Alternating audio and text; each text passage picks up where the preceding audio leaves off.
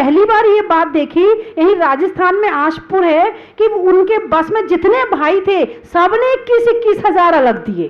नहीं तो अक्सर होता ही है कि जब कहीं कुछ फ्री में सामान मिल रहा हो तो क्या कहते हैं, हमारी बहू का भी दे दो, हमारी जिठानी का भी दे दो, हमारी देवरानी का भी दे दो। हम अलग अलग हैं सब, हाँ हमारे सबका अलग अलग दे दो, हम 3 देवरानी जिठानी सबका अलग अलग दो। और जब तुम्हारे यहाँ कोई चंदा लेने जाए तो तब क्या कहते हो, हम तो भाई एक जगह से दान देते हैं।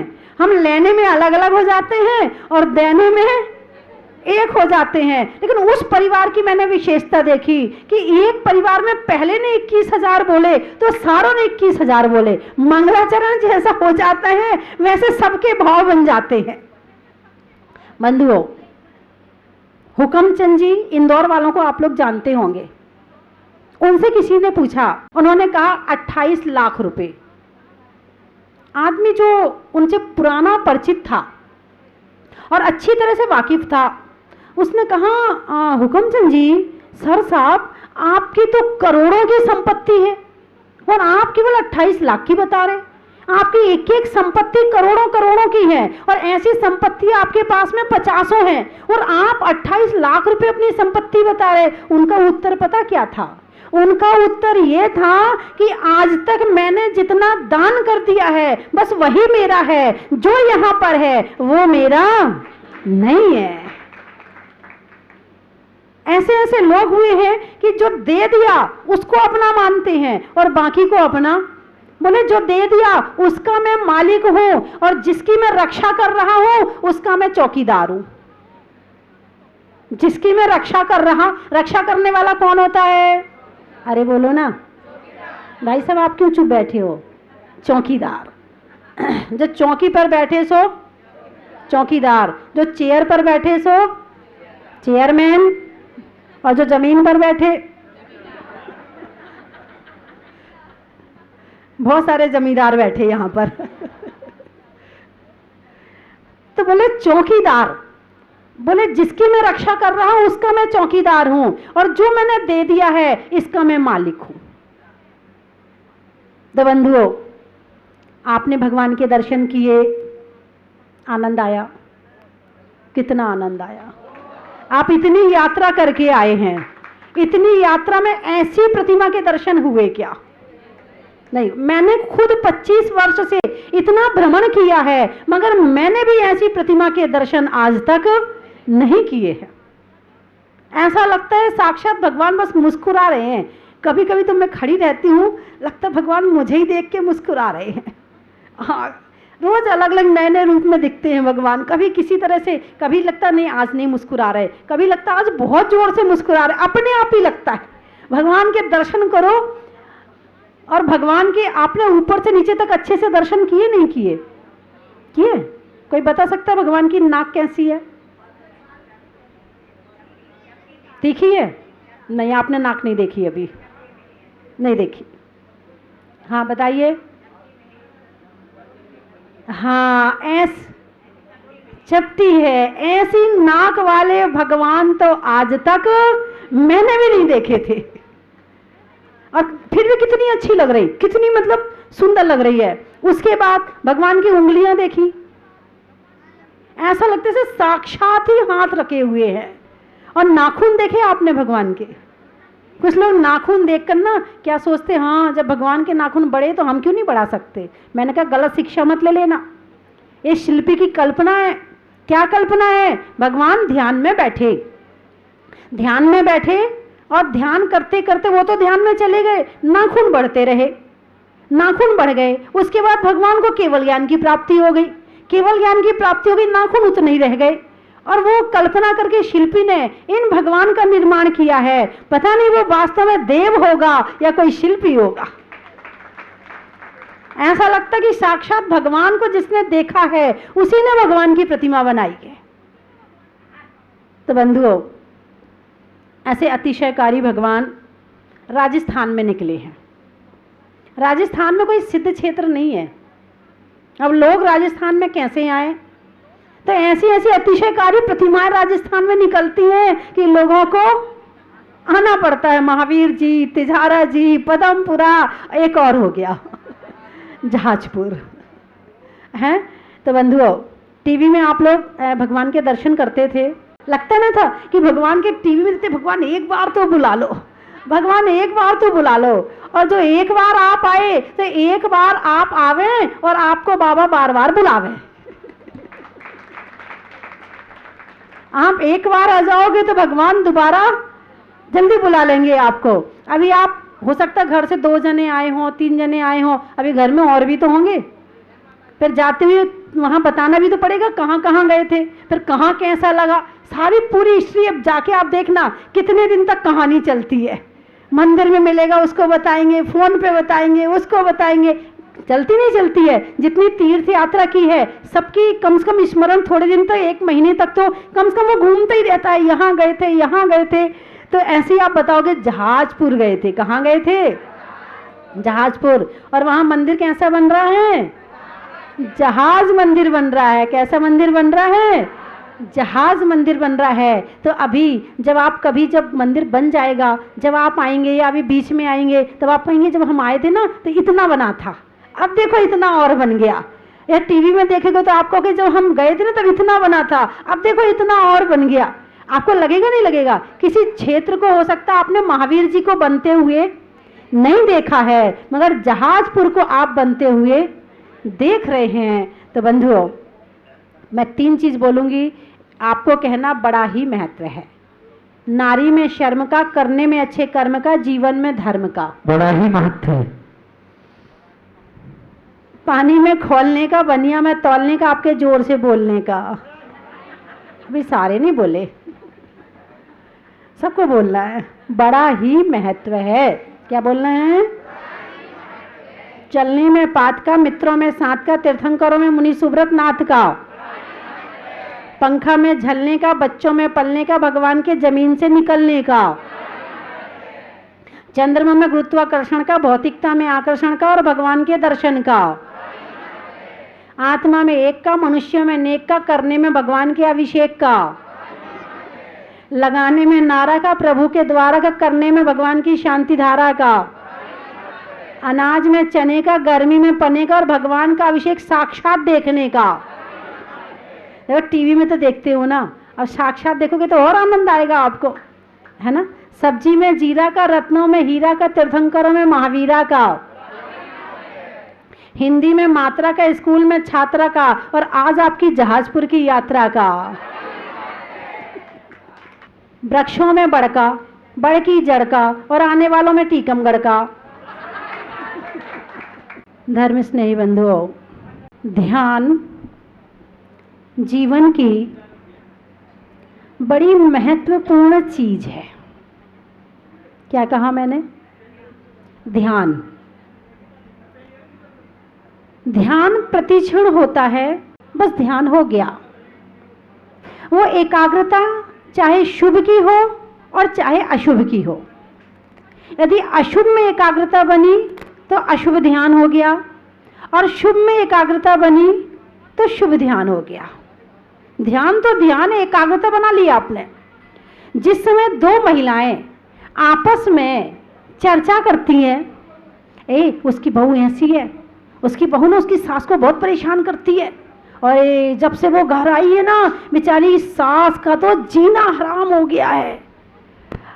या सास कह रही है, अरे मतलब सास के पक्ष वाले हैं, अरे उसकी सास है ना बहुत खराब है, उसकी बहू तो बहुत अच्छी है, सास बहुत खराब है। जबकि आपको उनके घर से कोई लेना नहीं, देना नहीं, कुछ नहीं करना, आपको रिश्तेदारी नहीं चलानी, आपको कुछ नहीं करना है, लेकिन हम व्यर्थ में ही निंदा बुराई करके और हम अशुभ ध्यान करके अशुभ का बंध कर लेते हैं। करते कि नहीं करते हैं? और जितनी देर आपने बिल्कुल चर्चा करी, उस समय एकाग्रता बनी कि नहीं बनी? उस समय मन भटकता है क्या?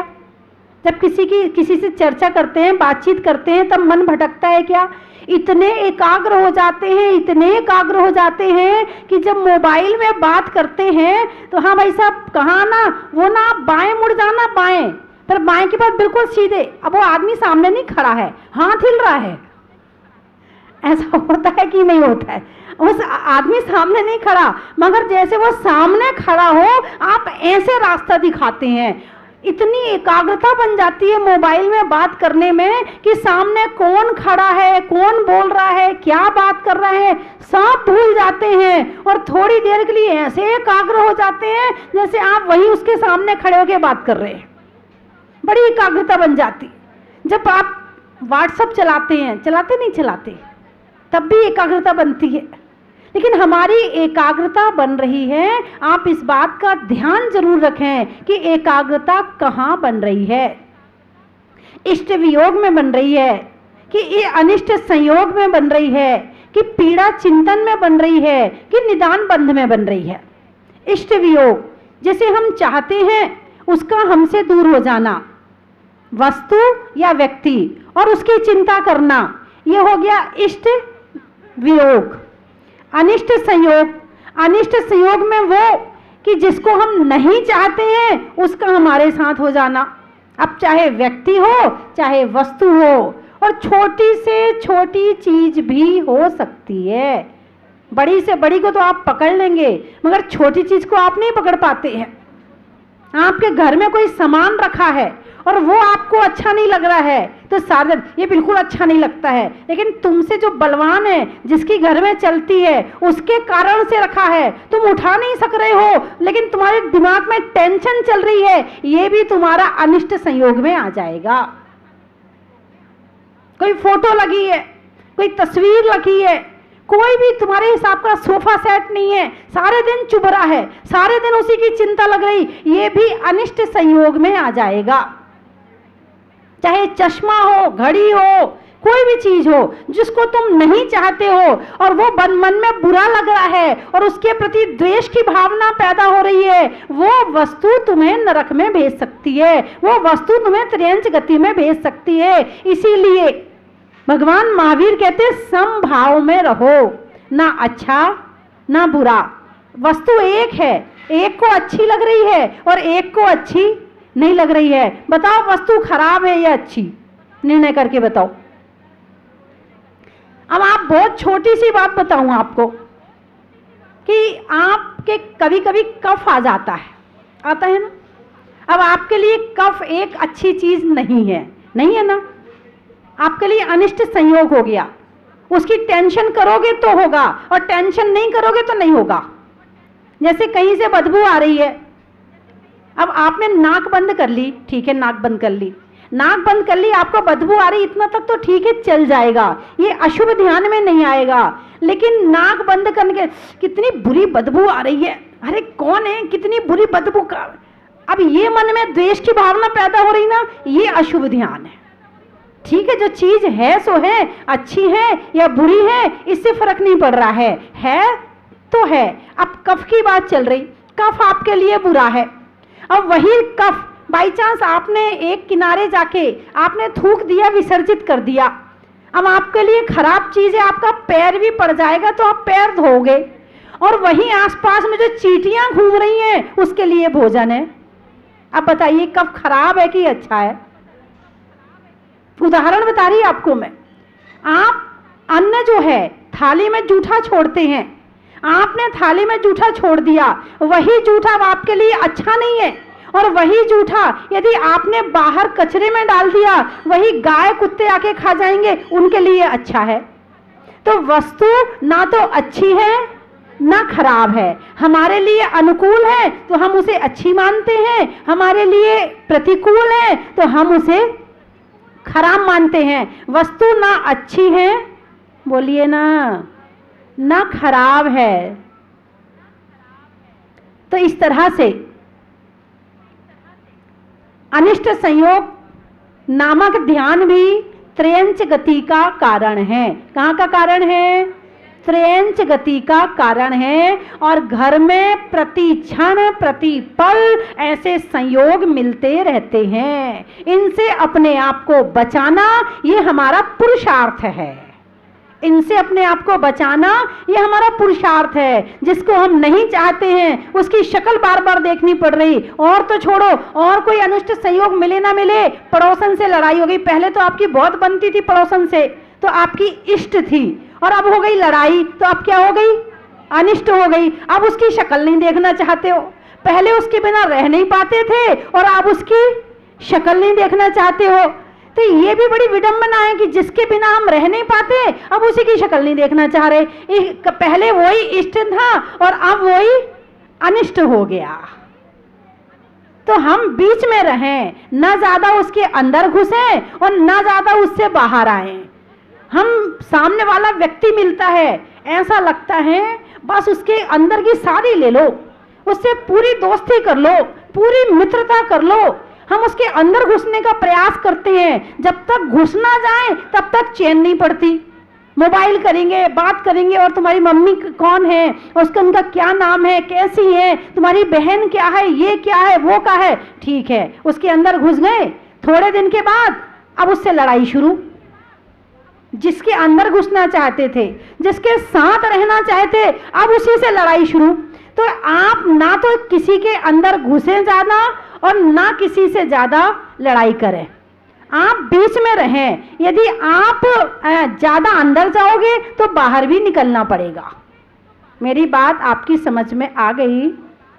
अरे बोलो ना, नहीं मान सकते, फिर भी कितनी भी समझ में आ जाए नहीं मान सकते हैं, नहीं मान सकते, बड़ा मुश्किल है इस बात को मानना।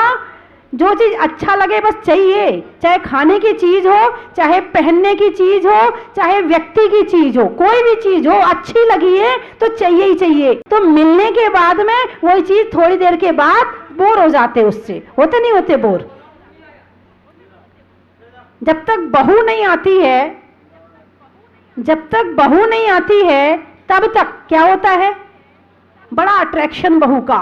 मेरी बहू आने वाली है, मेरी बहू ऐसी है, मेरी बहू बड़ी सुंदर है, सबसे तारीफ करते उस बहू की।